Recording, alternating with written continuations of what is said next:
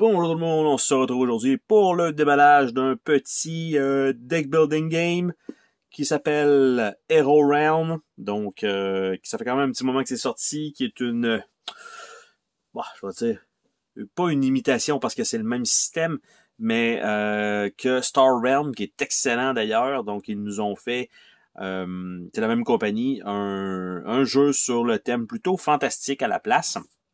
Et c'est les mêmes genres de mécaniques avec quelques petites nouveautés quand même. Donc, c'est la version française que j'ai ici. Quand on regarde en arrière, c'est pas super vendeur, on s'entend. Le artwork, même sur le dessus, c'est pas la grosse affaire. Et donc, tout simplement, cette boîte est un jeu complet pour 2 à 4 joueurs, contient 144 cartes et un livret de règles, parce que c'est un deck building game. Et donc, si jamais, évidemment, ils nous disent si t'as besoin de plus de place, achète nos boîtes. J'ai regardé la boîte pour inclure, parce qu'il y a beaucoup d'extensions qui existent pour le jeu, soit des classes de personnages, un mode co-op, un mode boss battle contre un joueur.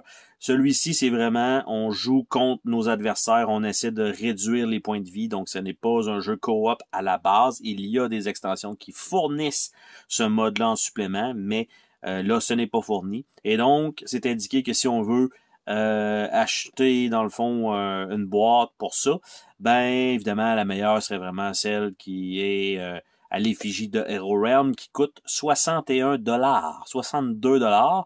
Et ce que ça inclut, c'est des diviseurs en plastique, une carte promo, puis c'est à peu près ça. Je trouve ça un peu cher pour rien, tu sais. Je pourrais prendre une boîte blanche bien classique pour classer des cartes Magic et ça fait très bien le travail, du moins à mon avis.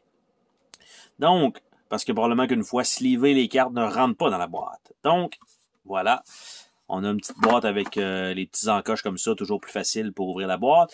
Il nous indique ici que les decks de boss et de campagne sont déjà disponibles.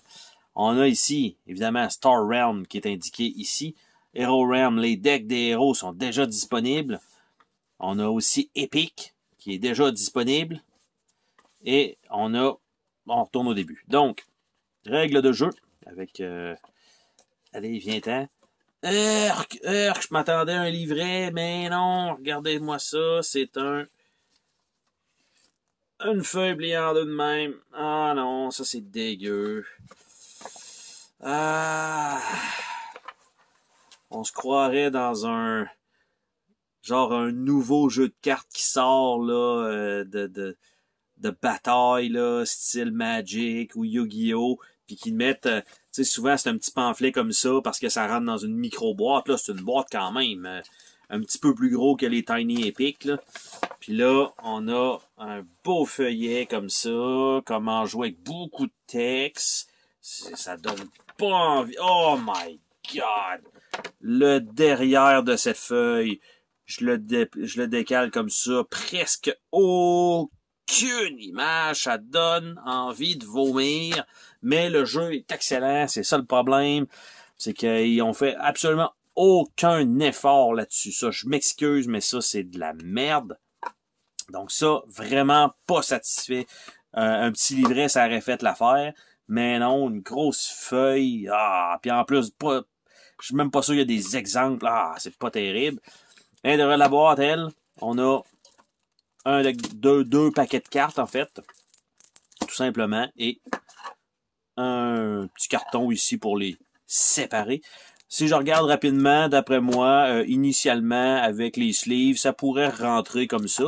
Ce qui est dommage, c'est que la boîte n'est pas plus grosse pour qu'on puisse les mettre dans ce sens-là. Ce qui nous réglerait déjà un bon problème.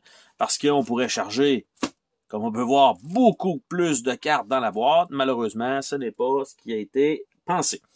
Donc, ceci étant dit, on va ouvrir nos deux decks et on va regarder un peu qu'est-ce qu'on a comme carte et c'est quoi la qualité des cartes. On a des cartes comme ça pour, il me semble que c'est pour la vie. Donc, 80 et plus, et on a les 50, et on fait 49, 48, 47 de vie, par exemple. Donc, ça, c'est quand même bien parce que ça évite de mettre des jetons. C'est quand même moins dispendieux à faire. Et les cartes ont un petit fini tissé, donc ça, au moins des cartes de bonne qualité. Donc, on a toujours, comme c'est un deck builder, des cartes d'attaque. Donc ça sera des cartes d'attaque pour attaquer donc les champions ennemis qui étaient dans Star Realm les bases. Il y a des champions qu'on est obligé d'attaquer. Il y en a qui sont passifs, on va dire ça comme ça, qu'on peut attaquer parce qu'ils donnent quand même des bénéfices à chaque tour au propriétaire. Ou quand on n'a pas le choix de les attaquer, ben en fait, c'est qu'on doit attaquer en plus ceux-là avant d'attaquer l'adversaire, ce qui fait que c'est quand même intéressant d'en avoir. Donc, les cartes d'attaque vont être avec des épées rouges. On a des cartes de 1 comme ça. On a Rubis 2. On a de l'or 1. Donc ça, je trouve ça un peu bizarre parce que d'habitude, il me semble que c'est pas ces cartes-là pour le départ. L'or, ça, c'est très, très, très générique. Ça, ce sont les cartes d'achat. Donc, vous allez avoir ça dans votre main en partant. On a l'autre côté, donc le deuxième joueur a les rouges, semblerait-il. Et ils nous ont mis le deck de départ. Donc, OK. Donc, ils nous ont mis le deck de départ déjà prêt. Donc, l'épée de 2, le dague de 1, un rubis de 2 et une série de pièces d'or. Donc, si on regarde ça à peu près, 1, 2, 3, 4, 5, 6, 7, 8, 9, 10, et on paye 5 cartes, ce qui fait grandement du sens. Là, je suis en train de faire ça comme ça. Ça, par contre, c'est une bonne idée de les avoir déjà préparés par deck. Donc, ça évite, tout simplement, de quand on commence à les chercher, on pogne ça, bang, avec ça, c'est prêt. On pogne ça, bang, avec ça, c'est prêt. Donc, on a le joueur vert qui va être exactement, encore une fois, le même deck avec les mêmes cartes jusqu'au temps qu'on arrive au joueur bleu. Et le joueur bleu, même chose, avec son deck de départ. Et voilà. Nous avons des cartes qui sont disponibles toujours à l'achat. Donc, pour 2 d'or. Et éventuellement, ce que ça va vous donner, c'est 2 d'or. Et ce qu'on peut faire, c'est aussi se débarrasser. Donc, non pas défausser ou jouer, c'est vraiment se débarrasser de la carte pour faire 3 dégâts en plus d'avoir ramassé le 2 d'or. Mais ça, c'est des cartes qui sont disponibles dans un pool commun. Pour tous les joueurs. Donc, tout simplement, ça, c'est là. Et on peut en acheter quand il vous reste juste 2 d'or. Ben, des fois, ça peut quand même être intéressant de juste acheter ces cartes-là. Et par la suite, on tombe dans le vif du sujet avec les cartes achetables qui vont servir à dommager les ennemis. Donc, vos adversaires. Et en fait, donc, on a ça comme ça. Il y a 4 couleurs. Probablement que c'est le jaune, rouge, bleu, vert, probablement. Chacune a une genre de particularité. Il y en a qui sont plus axés sur l'argent. Il y en a qui sont plus axés sur le défaussage de cartes. Il y en a qui sont plus axés sur les dégâts. Il y en a qui sont plus axés sur le regain de vie, par exemple. Donc ça, c'est une carte extrêmement puissante. Ça coûte 8. C'est quand même assez long d'avoir 8. Vous avez vu la main possible en partant. Vous pouvez peut-être avoir 6 d'or. Donc c'est quand même bon.